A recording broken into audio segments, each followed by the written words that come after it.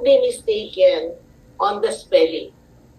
Ang symbiotic po ay ibig sabihin ay binubuo ng isang probiotic, prebiotic at postbiotic. Mayroong synergistic action. Ang symbiotic na lagi nating naririnig, it is a two-element or two biological aspect. Yun po ang tinatawag na symbiotic. Symbiotic. Pag yun po ay nauugnay sa dalawang biological na nagsisynergize, biological aspect na nagsisynergize, na nagkakasamang magtrabaho. Ang symbiotic letter N is referring to three action like probiotic, prebiotic, probiotic, and postbiotic. Okay? So now let's talk about this probiotic, yung number 1. Para makuha natin ang kabuuan ng tinatawag na symbiotic. Okay? Ang probiotic, again, ito po yung mga good bacteria na nagbabantay na parang mga sundalo, okay? Na nagbabantay na parang mga sundalo at nagpapatibay sa lining ng bituka. Ito yung mga bacteria o good bacteria. Ito yung mga probiotic. And there is prebiotics. Okay? Ito naman po ay ang pagkain ng mga good bacteria.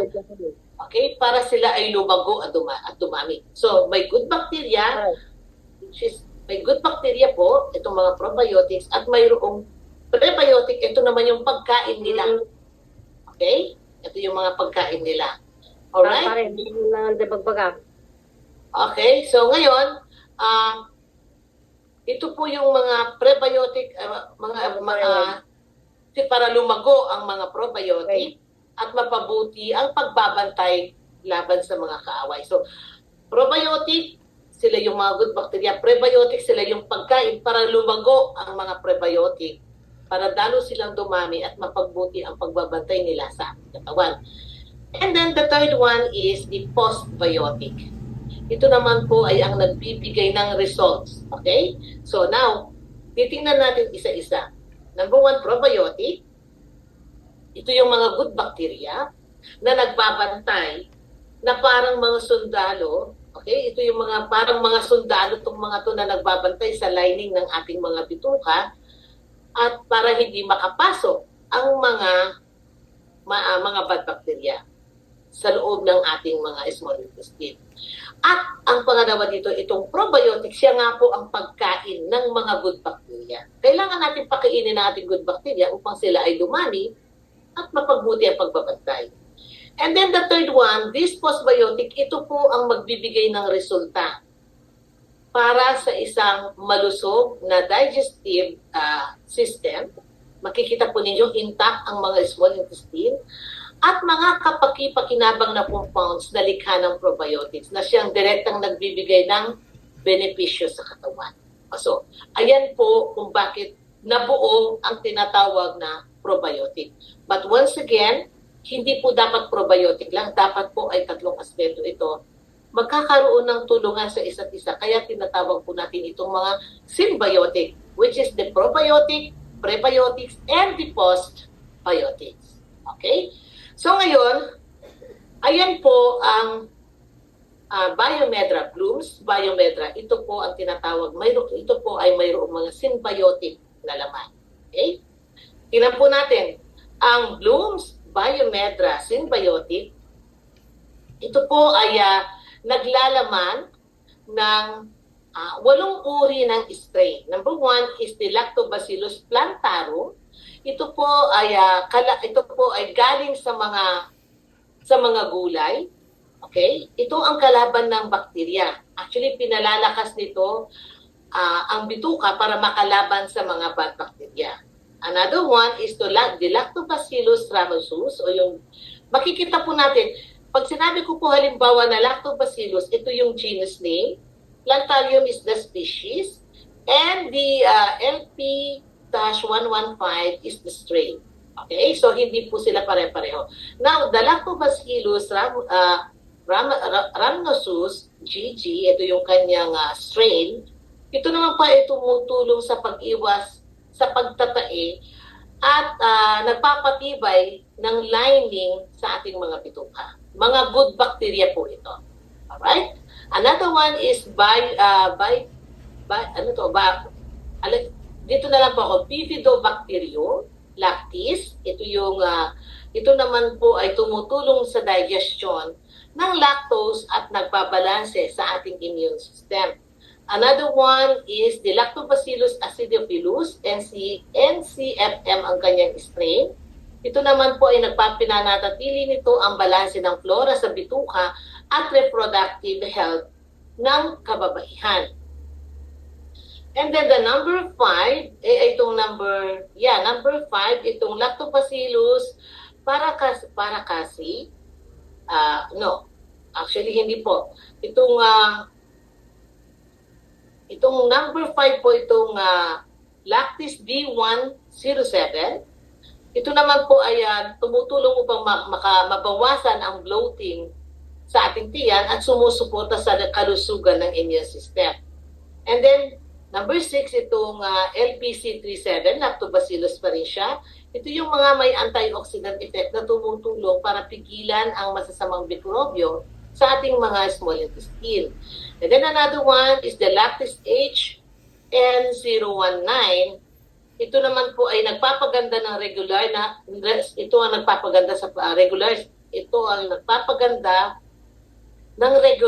na pagdumi at nagpapalakas ng IgA, immunoglobulins antibody, na pangunahing panangga ng immune system. Another one is the Lactobacillus HN001. Ito po ay sumusuporta sa koneksyon ng tiyan at utak. Mayroon din itong benepisyo sa mood at stress response. Okay? So, ayan po ang laman ng Biomedra Synbiotic. Okay? And then, mayroon din po ito yung mga probiotics. Ngayon, mayroon din po itong tinatawag na fructooligosaccharides. Ito yung POS. Ito po ay mga plant-based fibers na nagsisilbing pagkain ng good bacteria. Ito pong mga ito ay hindi natutunaw sa tiyan. So, dahil hindi sila natutunaw sa tiyan, pumapasok sila hanggang dito sa ating maliliit na bituka. Okay? Pinapakain po nilang mga ito ang bituka na nakakatulong sa gut health. Pinalulusog nila ang gut health, digestion, at pinadadami nila ang mga good bacteria. So ito pong FOS na ito ay pagkain ng good bacteria. Again, as I said kanina, we have bacteria, pero kailangan natin pakainin para lalo silang dumami. And another one, yan po yung postbiotic, ay prebiotic. And then another one, we have the inulin. Galing po ito sa mga chicory. Actually, ang inulin po ay hindi rin po ito natutunaw sa tiyan, pero pinapakain ito ang mga good bacteria sa colon. Okay? Pinalalakas ang production ng short chain fatty acids o yung gaya ng butyrate na siya namang nagpapalakas ng bituka at nagbabawas sa pamamaga at sinusuportahan ang immunity ng ating mga bituka.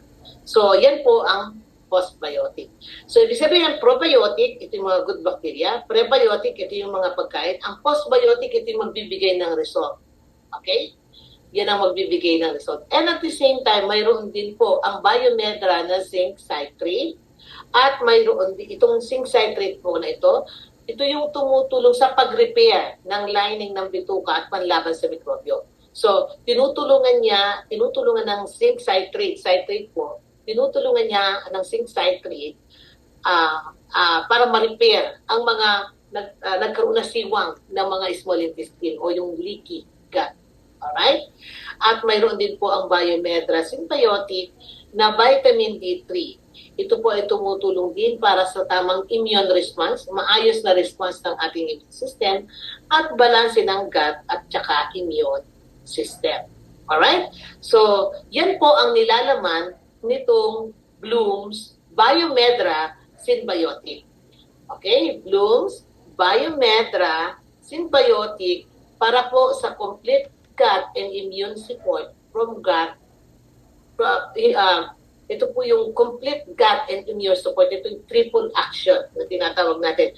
Na mayroon nga po itong probiotics, prebiotics, postbiotic, zinc citrate, at mayroon din siyang vitamin D3 na tumutulong. Ang synergistic blend po ng mga ito ay clinically studied, lab-grown, and vegan-friendly na tumutulong that help restore gut balance, support healthy digestion, strengthen immune system, and nurtures the brain-gut connection for overall wellness.